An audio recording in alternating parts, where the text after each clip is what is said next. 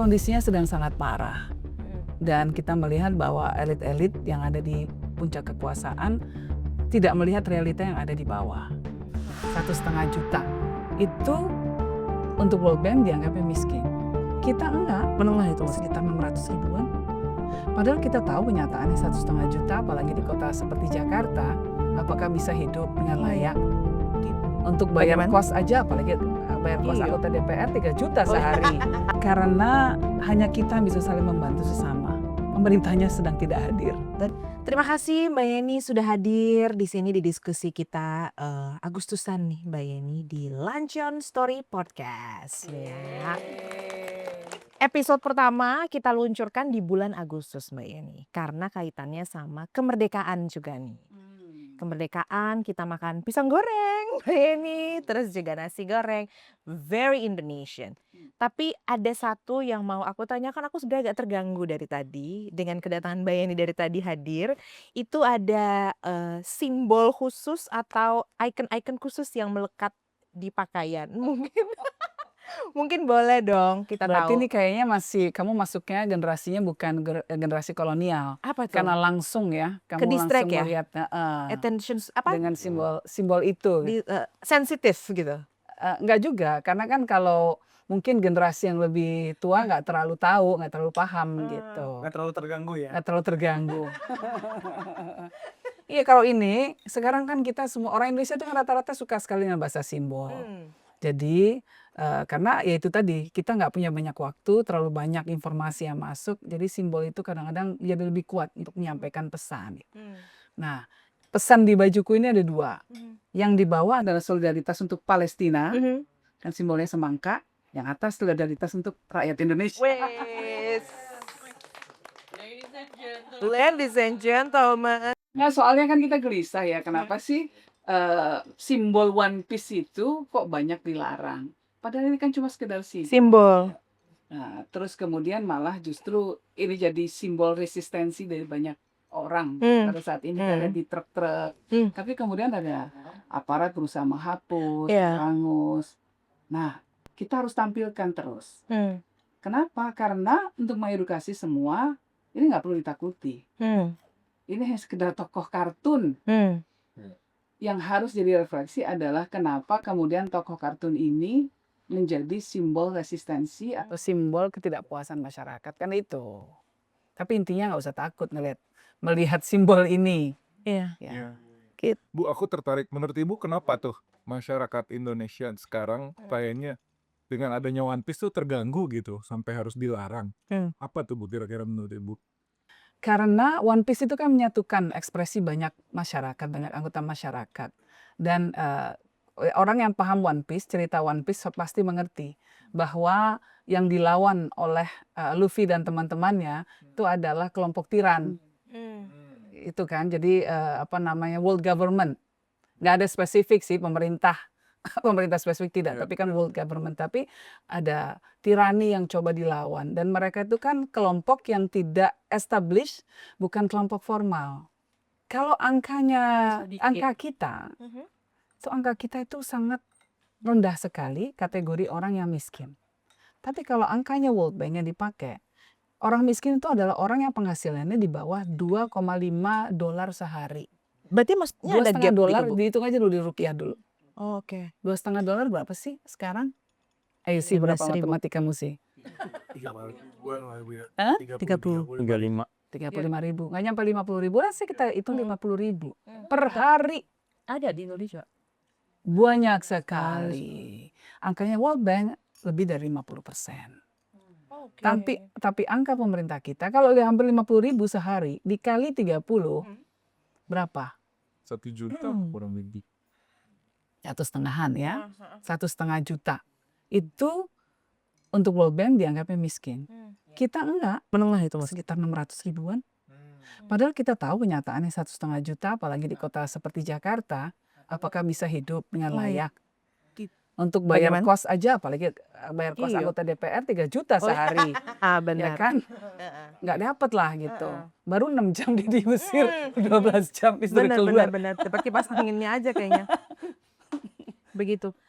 Menarik ya perbincangan ini. Rivi, wajah Anda tampak penuh pertanyaan. Ya nggak sih, berarti kalau Ibu melihat gimana sih data itu digunakan pemerintah untuk ibaratnya memoles mungkin ya Bu ya, konteks yang ada begitu. Karena kan BPS menggunakan data yang lebih 20.000 tadi itu Bu ya.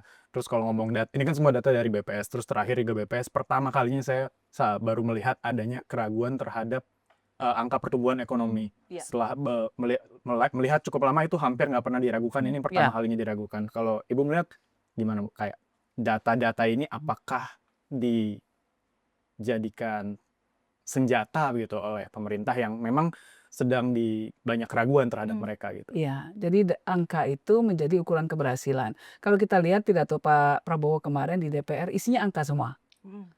Angka semua, berapa anak yang sudah dapat makan bergizi gratis, berapa sekolah rakyat akan dibuat, berapa jumlah koperasi merah putih, angka semua. Jadi ini analisa saya melihat bahwa pemerintah ini memang sangat mengacu pada data.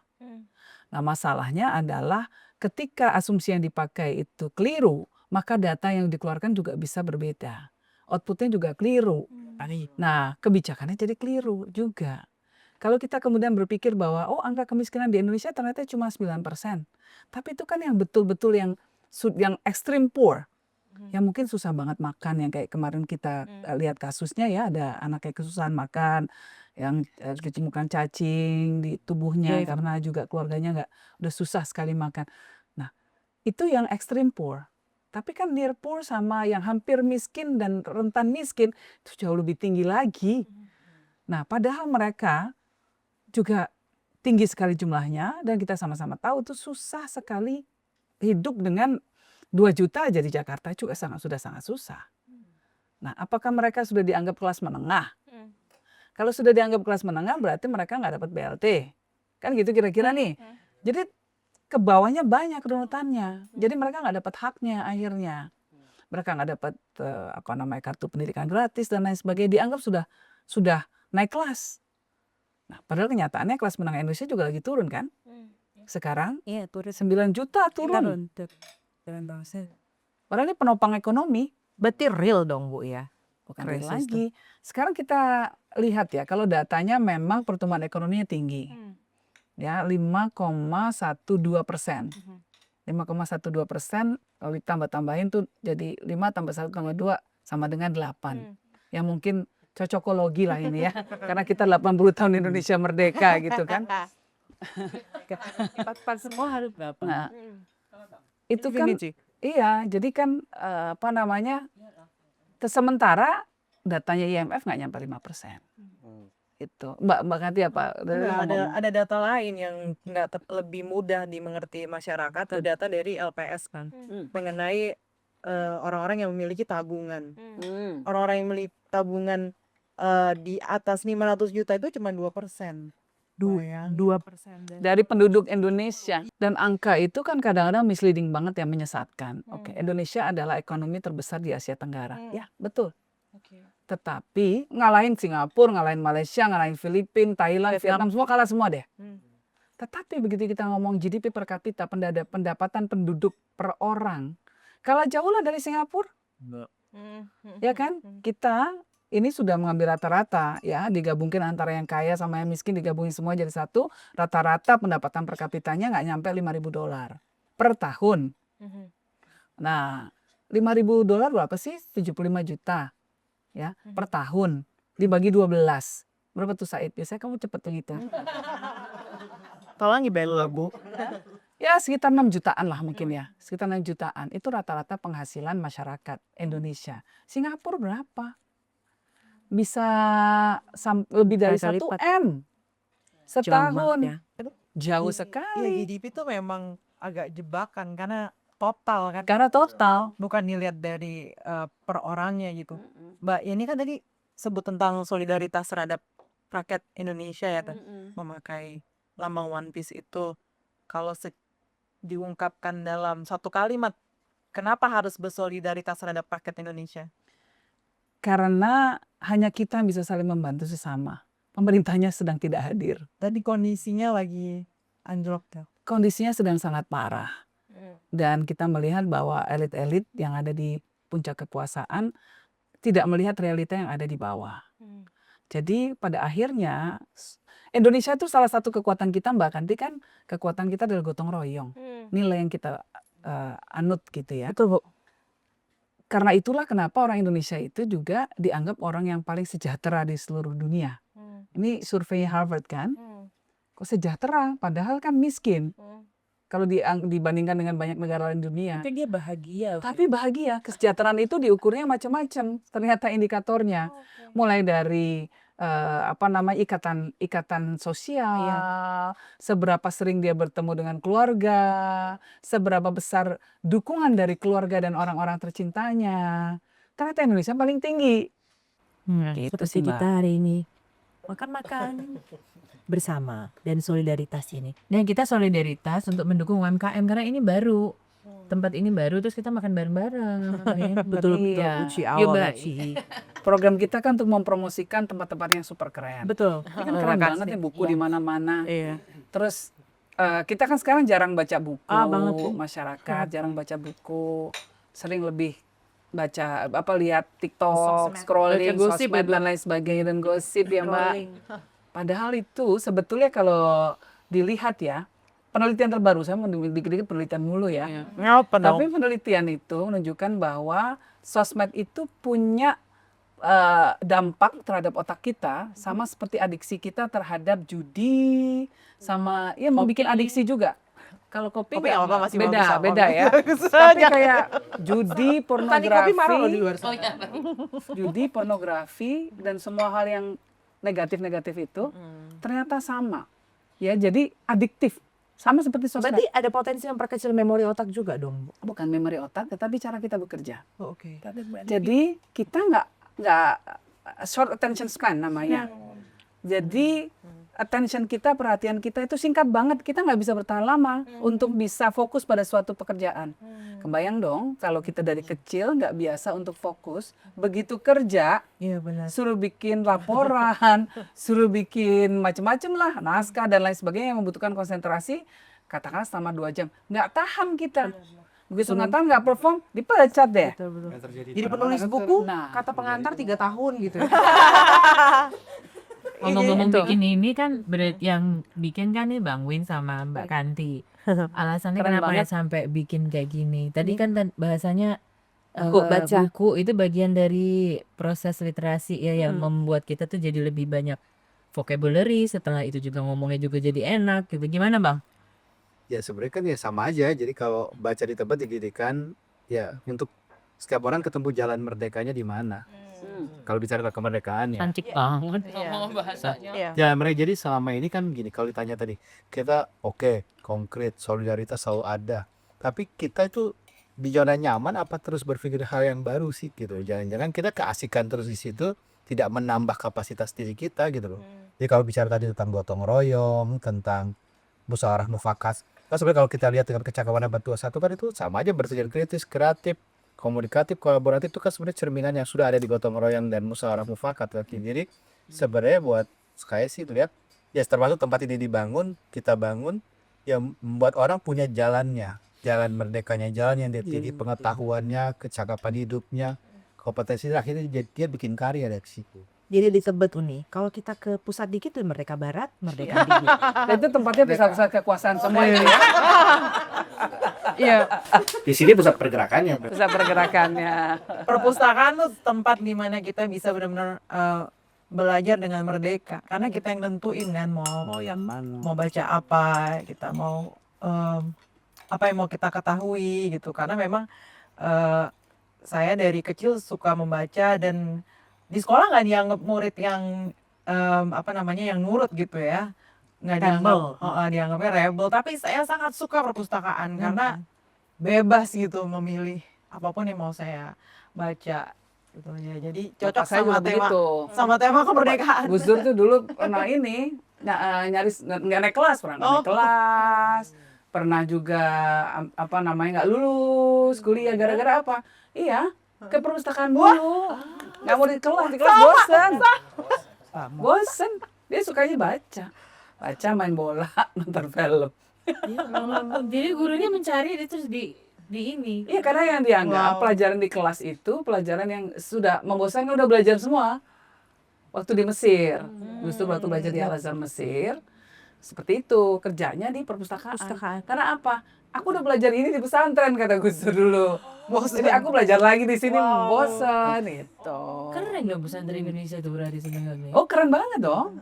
Ilmu-ilmu yang di sana udah dipelajari semua. Oh, Masya Allah.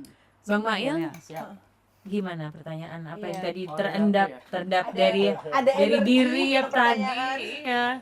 Jadi kayak menggelengkan mata. Kalau masuk ke topik besarnya kan sebenarnya kita bicara soal arti kemerdekaannya.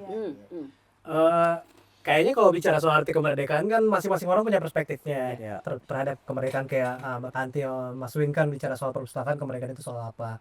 Kemudian mungkin buat para politisi yang hari ini duduk di kursi DPR juga punya perspektif kemerdekaannya masing-masing gitu kan. Menurut perspektifnya Mbak Yeni lah, apa sih sebenarnya kemerdekaan yang patut kita banggakan di hari ini yang bisa diadaptasi oleh semua sektor gitu, apakah itu dari politisinya, apakah itu dari masyarakatnya, atau mungkin yang dari profesional-profesional yang ada di sini, apa yang sebenarnya bisa kita masih bisa Satu menurut saya yang keren banget dari orang Indonesia, partisipasinya. Ya, partisipasinya kuat banget loh. Dan kemudian kekuatan masyarakat sipilnya sangat kuat. Dan ini kemudian menjadi penggerak-penggerak di banyak ruang yang tidak bisa dimasuki oleh pemerintah.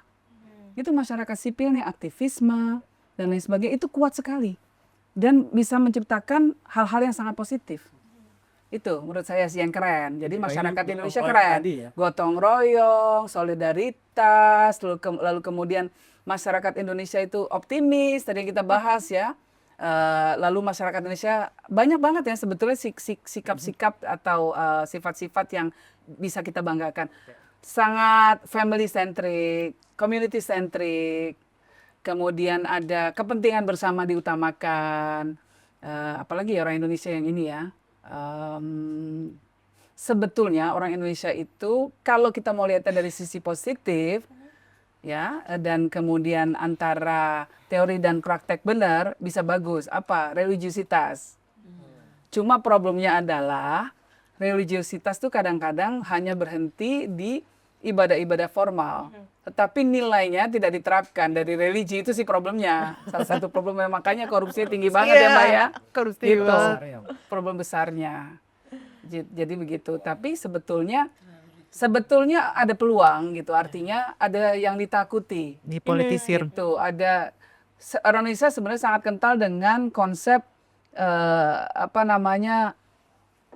konsekuensi, walaupun masih berupa dalam konsep dosa. Ya itu kan konsekuensi. Kalau melakukan sesuatu yang salah, konsekuensinya berdosa. Nah, bagaimana sih pemahaman yang seperti ini kita bawa dalam kehidupan sehari-hari?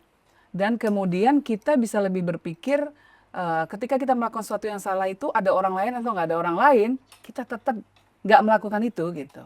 Itu mencegah kita untuk tidak melakukan hal yang buruk. Tadi aku punya pertanyaan lanjutan Mbak Yeni. Tadi kan yang digarisbawahi adalah soal masyarakat Indonesia itu punya rasa sadar akan adanya konsekuensi ya.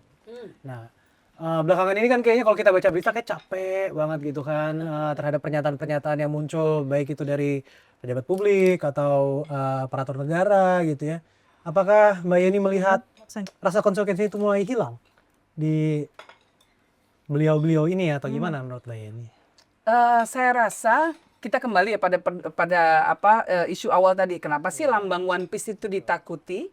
Karena mereka merasa gelisah. Ketika rakyat sudah mulai tersadar nih. Nah, tersadar bahwa rakyat nggak mau nerima apa yang sedang terjadi. Lalu kemudian komentar-komentar yang kadang-kadang tidak pantas yang dilontarkan oleh pejabat-pejabat kita. Dan kemudian rakyat menampakkan ketidakpuasannya lewat bahasa simbol. Ya. Nah, itu kan konsekuensi tuh. Jadi mereka mulai belajar dari situ. Bahwa mereka nggak bisa lagi sembarangan. Karena rakyatnya langsung berekspresi. Nah, kita hidup dalam dunia yang sangat serba mudah dengan teknologi sekarang. Sosial media dan AI. Jadi lebih mudah sekali untuk mengekspresikan kegeraman kita. Masyarakat pun juga sangat kreatif. Orang Indonesia kan super kreatif sekali. Nah, jadi saya rasa itu. Mulai tersadar. Kalau dulu tidak merasa ada konsekuensi yang sangat berat. Sekarang mulai tersadar. Tetapi belum cukup. Kenapa? Karena sistem kita ini masih membuat konsekuensi yang paling ditakuti sebetulnya adalah konsekuensi kehilangan pekerjaan, konsekuensi kehilangan jabatan. Dan yang memberi jabatan pada saat ini, kalau anggota DPR itu siapa? Adalah ketua umum partai yang menentukan dia di dapil mana. Nah, Masih sangat patron klien. patron klien. Jadi masih sangat kuat sekali. Jadi kalau misalnya partai politik tidak direformasi misalnya ya, maka semua anggota DPR kemudian hanya akan ikut apa kata garis partai, bukan apa kata rakyat. Nah, jadi ini belum ada nih konsekuensi dalam hal ini ya, dalam hal ini dalam yang lebih berat lagi. Jadi memang masih takut sih kalau dikritik, terutama pejabat publik yang langsung yang ditunjuk oleh presiden. Ya, begitu mereka menyeleweng sedikit, salah sedikit bisa kehilangan pekerjaan pada saat ini, bisa dicopot. Ya, tapi anggota DPR masih akan susah. Makasih. Bu, aku mau nanya Bu, tapi Nggak boleh. kaitan lagi ke membaca ya Bu ya. Balik lagi karena kita tadi sama. Tradisional. Kalau misalnya kita ngelihat sebenarnya kalau untuk data lengkapnya aku memang belum ada, tapi aku melihat fenomenanya langsung di lapangan itu.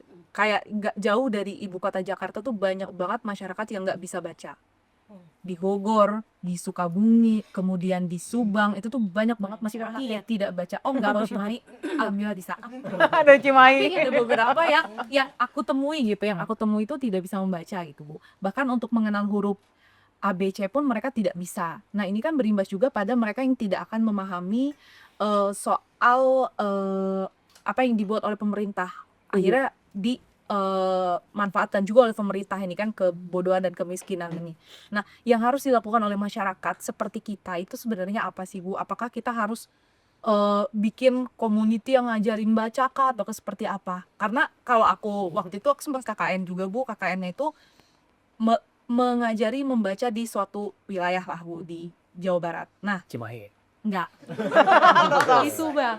Di Subang. Nah, ditemui di sana tuh kita ketemu sama masyarakatnya, mereka yang kayak, "Ah, udah menurut saya nggak bisa baca juga nggak apa-apa, yang penting saya bisa hitung uang." Nah, yang sebenarnya yang terjadi fenomena di masyarakatnya pun seperti itu, Bu. Nah, yang harus dilakukan oleh kita itu apa sekarang? Di saat pemerintah pun sudah tidak peduli nampaknya pada masyarakat. Nampaknya. Nampak. Nampaknya. Bahwa kita Kenyataannya. sampai di titik ini ya, di mana kemudian masyarakat merasa, "Ya sudahlah pemerintah nggak bisa ngapa-ngapain," itu sedih banget sih sebetulnya. Sedih ya, sampai hari ini kan tugasnya pemerintah untuk mencerdaskan bangsa, itu amanah kemerdekaan loh, ada dalam konstitusi kita. Itu semua pemerintah harus melakukan itu, siapapun pemerintahnya, siapapun yang terpilih gitu. Nah, siapapun menteri pendidikannya. Nah, tapi kayaknya udah apatis banget pada saat ini, sehingga kemudian udahlah rakyat bantu rakyat. Kan itu gerakan yang sekarang sedang beredar ya.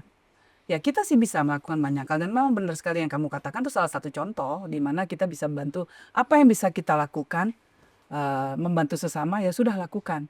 Kita edukasi orang yang di sekeliling kita semampu kita. Cuma ini kan tragis sebetulnya. Karena kekuatan kita sebagai masyarakat sipil terbatas dibandingkan dengan kekuatan pemerintah. Pemerintah punya budget, punya uang banyak, yang seharusnya bisa scaling up sebuah program dengan sangat masif, dampaknya bisa sangat masif juga gitu. Kalau kita kan paling bisa menjangkau 1-2 desa katakanlah, paling banter 10 desa, kalau pemerintah bisa ribuan. Nah sayangnya banyak program yang sepertinya dibuatnya tergesa-gesa, tidak planning yang sangat baik ya, sehingga outputnya juga nggak akan jelas. Dan sekedar seremonial aja kadang-kadang, itu problem besarnya gitu. Tapi ada tanggapan Bang? Ya sebenarnya kan banyak program, kalau tadi jadi keluhan kan sebenarnya kan bukan tentang minat baca masyarakat, Betul. tapi akses pada sumber belajarnya, akses pada Merdeka membaca bacanya, tadi. gitu. Jadi pada dasarnya itu. Jadi mungkin saat ini pemerintah memahami dengan sudut pandang pemerintah yang sebar buku sebanyak-banyaknya kemana-mana. Tapi kalau nggak Bisa ada baca. panduan bagaimana cara membaca, apa manfaat membaca, dan akhirnya ya sama aja. Genre bukunya nggak sesuai. Genrenya yang untuk daerah pegunungan tapi bukunya tentang laut, ya itu kan nggak akan ketemu. Jadi pada dasarnya ini perlu dukungan pemerintah daerah sih, Iya. yang aja pemerintah daerah itu sudah ujung tombaknya gitu loh. Mungkin ada kebijakan-kebijakan bagus tapi tidak sampai ke masyarakat karena di garis tengah ke bawah itu nggak tahu cara eksekusinya di kalangan birokrasi. Masih optimis nggak Pak ya? Sama kulturnya sih menurut saya. Ya. Ada kultur, kita nggak dibiasain baca sih sekarang. Iya. Kita lebih terbiasa untuk mengkonsumsi sosial media, scrolling aja terus gitu ya, konsumsi kayak gitu. Tapi Dan kan tanpa berbahaya baca itu harus dibiasakan. Karena membaca ini adalah muscle memory. Jadi dia harus Muscle. dibiasakan. Nah, Ya. generasi kita ini Keterampilan. beruntung. Dilatih. Beruntung Ya. karena kita lebih terlatih untuk membaca. Kita dipaksa untuk membaca di sekolah. Apa membaca, menulis. Menulis ya. Nah, sementara sekarang nggak begitu lagi. Nah, Iya. begitu tidak dibiasakan untuk membaca, ya, kemudian dia kehilangan keterampilan untuk membacanya tadi Keterampilan. itu. Nggak boleh dibilang Tidak minat. terbentuk, nggak punya stamina. Karena membaca itu stamina, butuh stamina untuk bisa konsentrasi, butuh pembiasaan, Energi. butuh energi, Interest. konsentrasi, itu pembiasaan semuanya gitu. Lihat deh. Sebenarnya nggak cuma keterampilan membaca, jadi sebenarnya keterampilan berbahasa secara keseluruhan. Iya. Kita membaca, kita Yap, menulis, kaitan. termasuk kita mendengar orang lain, menyimak, itu juga jadi hal yang penting. Dan berikutnya ya berbicara, menyampaikan pendapat. Jadi banyak orang hari ini misalnya tidak berani bicara pemikirannya karena dia nggak tahu apa yang mau disampaikan karena dia nggak baca gitu Tapi kan. banyak juga yang bicara. Sebelum baca. Nah, ini yang berbahaya. Ini yang berbahaya. Jadi kayak hari ini semua orang merasa pinter dengan cukup 2-3 jam scrolling. Chat Terus dia GPT. bisa bicara dengan bagus, tapi dia nggak punya pondasi pengetahuan yang cukup buat dirinya sendiri. Kita tanya hal yang lain, dia nggak sempat dia nggak bisa jawab. Nah itu jadi masalah. Jadi semua orang, apalagi ada artificial intelligence sekarang ke depan, semua orang ngerasa dia yang ngerti, padahal dia cuma ngambil. Itu Tapi tadi dia tanya, sendiri ada nggak penambah, punya, nggak nggak bisa ngerti. jawab. Dia baru-baru dia terapin, dia cuma sampaikan. Mbak Yani masih Itu PR optimis banget. nggak dengan kondisi Iya, dengan tapi kan dengan Aku gabung sama Perbaikan. Itu menjijikan. Yang Tom yang mana Mbak Yani? aku senang dengan kita makan di sini. Ada baca. Jadi Mbak Kanti sama Bang Win itu mengkolaborasikan tadi yang meningkatkan keterampilan membaca, Sebutnya daya baca. daya baca, Daya karena membaca. dan berdaya untuk makan juga. Oh iya. Biar bisa baca dari Saya pilih dan ini menurut saya konsep itu tadi ekonomi kreatif. Dan sebenarnya itu yang mungkin aku tambahannya apakah optimis Ibu? Silakan Ibu Sisi. Aku sebenarnya gini, Mbak Sis, ini kan kami ini kan generasi yang mungkin apa ya, penglihatan kami masih terbatas lah dengan apa yang sudah terjadi, dengan kejutan-kejutan yang ada tuh kayak sebenarnya kalau dari Ibu Yani, kalau ini terus terjadi ya Bu, dengan ada AI, teknologi, kita berbicara 10 tahun deh, kita sih worst case dengan Indonesia. Itu mungkin sekalian ya kita kan juga akan dipublikasikan biar generasi kami kan tipikalnya harus di ini ya Bu ya, kayak gini loh, kalau nggak ini tuh terjadi gini, sometimes they don't know kalau nggak membaca lo ternyata apa. Si deteksi data ya. Maksudnya dalam Vian. visual ini apa yang akan terjadi mungkin bisa di sharing sama kami, terus worst case-nya seperti apa kalau memang ternyata nggak ada solidaritas dari rakyat tuh rakyat, atau bahkan pemerintah sendiri tetap dengan asik sendiri lah seperti itu. Kampanye-kampanye populis, tapi ternyata janji-janjinya tidak terrealisasi. Siapapun dia, mau dia pejabat, mau dia artis, mau dia rakyat biasa, tukang beca, haknya sama.